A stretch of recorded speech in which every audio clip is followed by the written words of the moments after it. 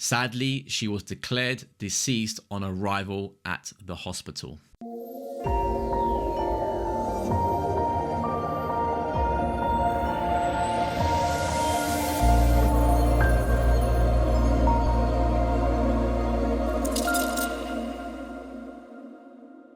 On the 7th of August 2020, Rib Tickler's owner travelled to Anglesey with his mother, Jane Walker, and his father for a weekend at their caravan.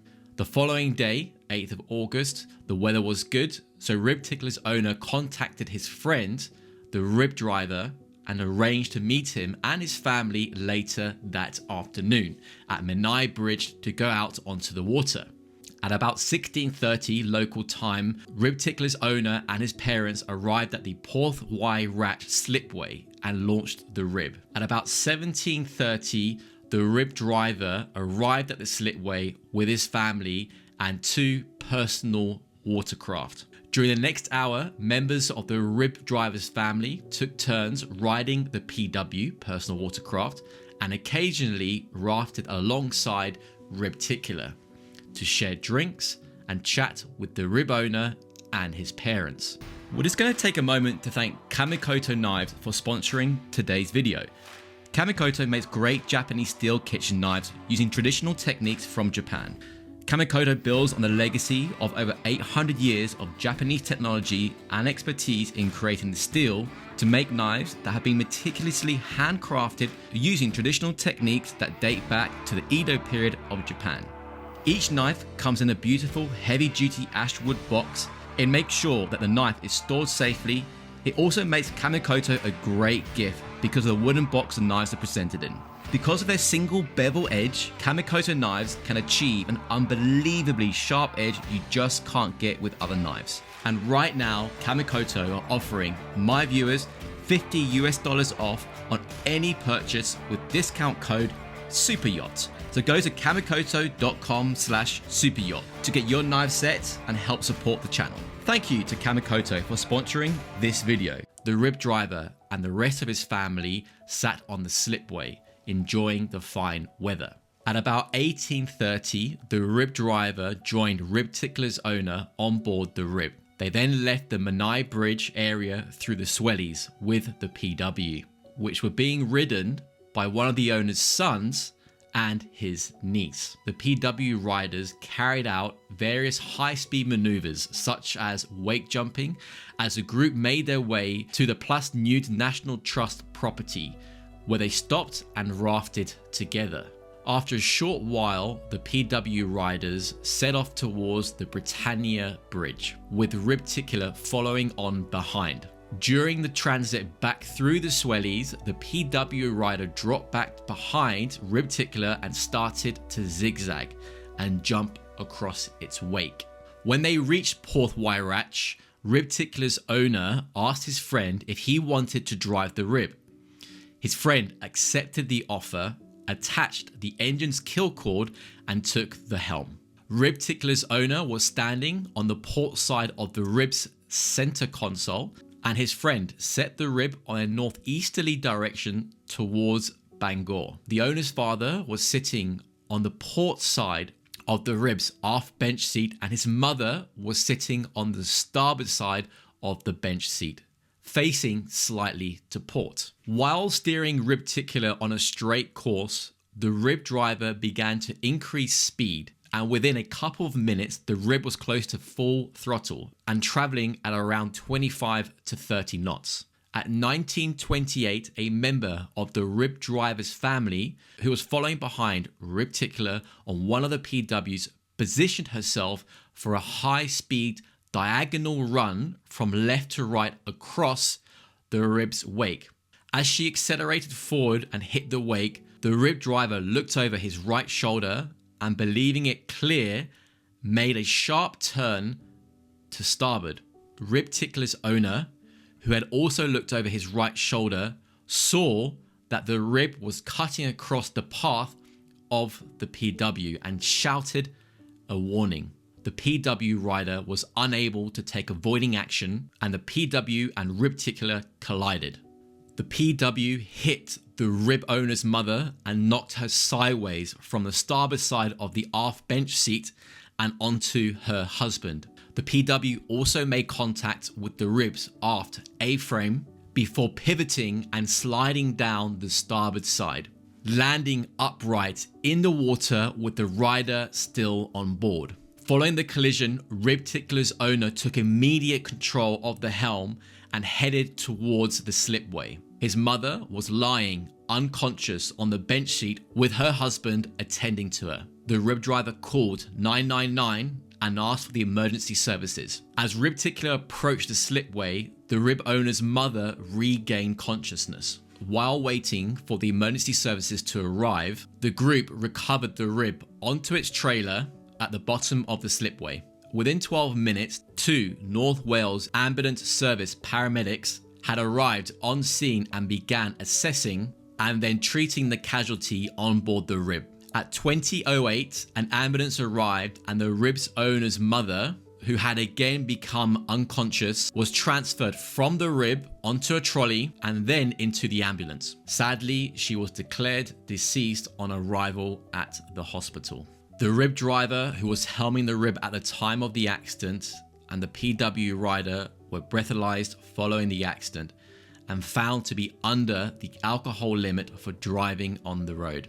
A post-mortem examination identified that the casualty's death was caused by head, neck, and chest injuries, which were detailed in the pathologist's report as essentially unsurvivable. The rib owner's father also suffered significant bruising to the right side of his shoulder. Rib Tickler suffered minor damage to the starboard side bench seat and the starboard side A-frame stanchions. The starboard side navigation light was also broken, and there were scuff marks on the starboard side tube.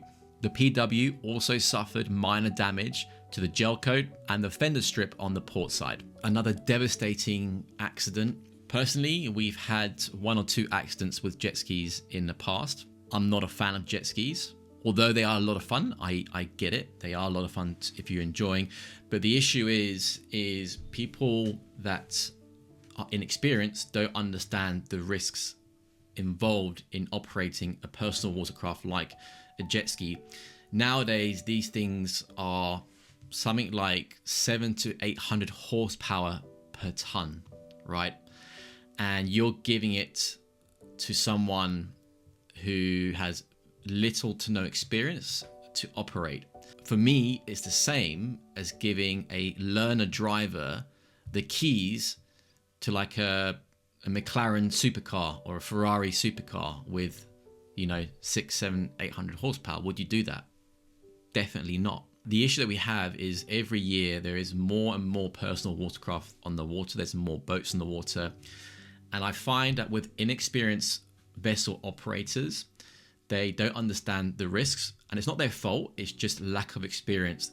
They have this false sense of security that once you're out on the water, you're on the big open sea, right?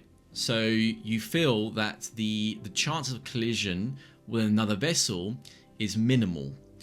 But over the years, as you gain more experience and you start using these watercraft more and more, you realize how easy and how quick accidents can happen. Prime example happened to us in the south of France. We were cruising from Saint-Tropez to Cannes, and there was a group of jet skis off our port side, for about half a mile, just playing around. And then one of the jet skis decided to come in our direction, right? And they were going to cross our bow. Under the rules, they were going to be the giveaway vessel, was supposed to be the stand-on vessel. And this jet ski operator had a child sitting on his lap, and he was cruising at quite high speed, I'd say around 40 to 45 knots.